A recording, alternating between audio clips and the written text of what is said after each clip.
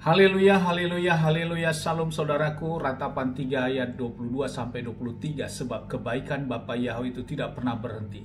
Rahmat Bapa Yahweh itu tidak pernah berkesudahan, selalu baru setiap pagi. Kita kembali mengucap syukur saudaraku, kita bisa bangun pagi kembali pada pagi hari sesungguhnya semuanya oleh karena kebaikan rahmat Bapa Yahweh di dalam kehidupan kita dimanapun kita berada saudaraku. Renungan KPI Mahim Kaim pada hari Selasa tanggal 13 Juli 2021 atau pada tanggal 4 Av 5781 diambil dari kitab Bilangan 34 ayat 16 sampai 19 yang berkata demikian saudaraku.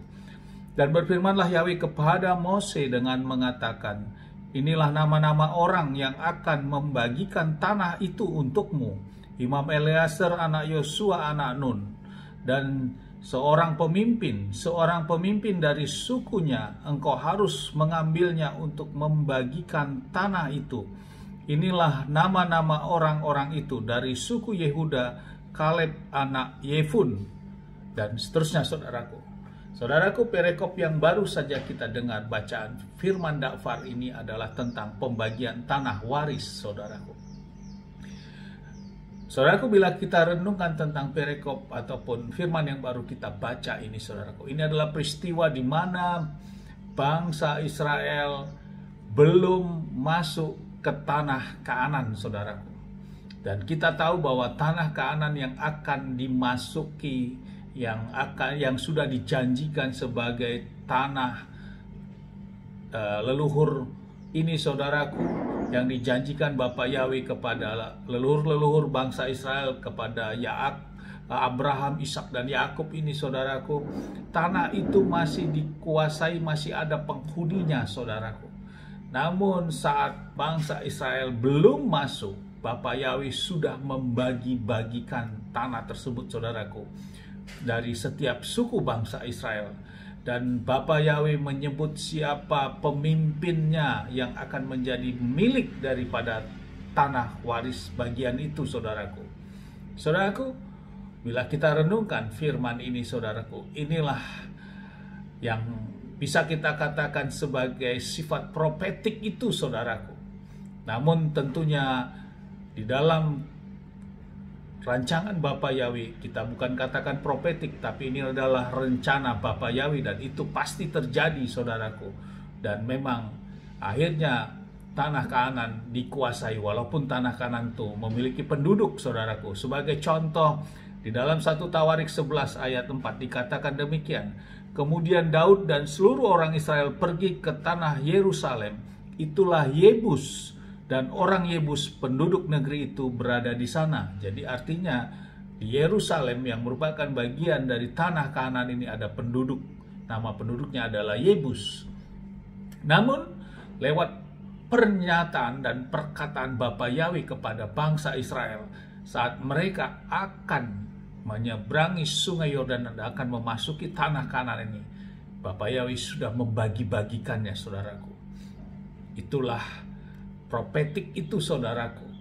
Dan dalam pembagian ini Bapa Yahweh menyebut langsung nama pemiliknya, nama pemimpin pemilik tanah itu nantinya saudaraku, sesuai dengan suku-suku bangsa Israel. Saudaraku, konsep ini tentu bisa kita ambil saudaraku dalam kita menjalani kehidupan kita sehari-hari saat ini. Kita juga pernah mendengar tentang pengajaran profetik saudaraku. Dan pagi hari kita diingatkan lagi bagaimana konsep profetiknya yang Bapa Yahweh ajarkan kepada bangsa Israel ini saudaraku, untuk memiliki sesuatu yang akan mereka dapatkan, yaitu adalah kerinduan yang kita inginkan dan kita sebutkan nama kita saudaraku yang akan memiliki terhadap negeri tersebut. Sebagai contoh saudaraku, mungkin sebagai contoh saya, nama saya Esra Amanjaya Purba. Saya rindu, saya punya doa profetik terhadap sebidang tanah saudaraku. Misalnya sebidang tanah yang ada di wilayah Bogor seperti itu saudaraku. Tentu saya dalam doa-doa saja, tanah itu belum saya miliki sekarang saudaraku. Namun dalam doa-doa profetik saya, kita selama ini mungkin mengatakan kita mendoakan tanah itu untuk kami beli, tapi kita lupa menyebut nama kita saudaraku yang akan menjadi pemiliknya. kita akan pakai konsep Bapa Yahweh ini, saudaraku. Konsep bangsa Israel ini untuk menduduki tanah Kanaan. Nama pemimpinnya sudah disebut oleh Bapa Yahweh. Dan itu terjadi, saudaraku. Dan konsep ini mari kita lakukan, saudaraku, dalam kerinduan doa-doa kita. Kita sebut nama kita dalam doa-doa kita. Lewat contoh tadi tentu saya akan berdoa, aku Esra Amanjaya Purba, aku akan memiliki tanah, sebidang tanah di wilayah Bogor, karena kerinduanku untuk ada usaha seperti itu, saudaraku. Dan ini kita perkatakan ada nama kita yang kita sebut sama seperti Bapa Yahweh. Ada nama yang Bapa Yahweh sebutkan, saudaraku. Berarti ada otoritas, ada kekhususan, ada langsung kepada sasarannya, saudaraku.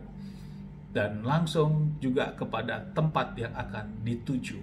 Itulah profetik yang Bapa Yahweh ajarkan bagi kita, sama seperti halnya bangsa Israel ini, saudaraku, yang saat akan memasuki tanah Kanaan. Kita percaya, kita lakukan ini, saudaraku. Tentu ini adalah firman, kita tidak menyalahi, saudaraku. Dan lewat firman ini kita diteguhkan kembali untuk kita bagaimana mengambil sikap-sikap profetik yang benar sesuai dengan firman ajarkan kepada kita. Apakah itu nanti terjawab atau tidak, kita tetap kembalikan kepada Bapa Yahweh, saudara. Amin, haleluya. Sukses besar buat kita. Mari kita melangkah terus, saudaraku, untuk menjalani kehidupan ini. Kita belajar kepada Torahnya Bapa Yahweh yang tidak pernah berubah. Karena lewat Torah ini Bapa Yahweh yang langsung berdaftar, saudaraku. Dan kita terus dengar firman Tuhan, maka iman kita terus ditambah-tambahkan. Amin, sukses besar buat kita. Mari maju terus dalam iman. Dari tempat ini saya berdoa kepada kita semua. Bapa yang memberkati dan melindungi kita dimanapun kita berada. Bapa yang menyinari wajahnya kepada kita, memberikan kita kasih karunia. Bapa yang menghadapkan wajahnya kepada kita, memberikan kita damai sejahtera. Apapun yang kita kerjakan, apapun yang kita lakukan sepanjang hari ini, semuanya menjadi berhasil, saudaraku. Dan kita orang-orang yang percaya kepada Bapa Yahweh dan mau melakukan perintah dan ketetapannya, janji firman-Nya, hidup kita diberkati dan kita tidak dipermalukan, saudaraku. Amin, haleluya. Shalom, saudaraku.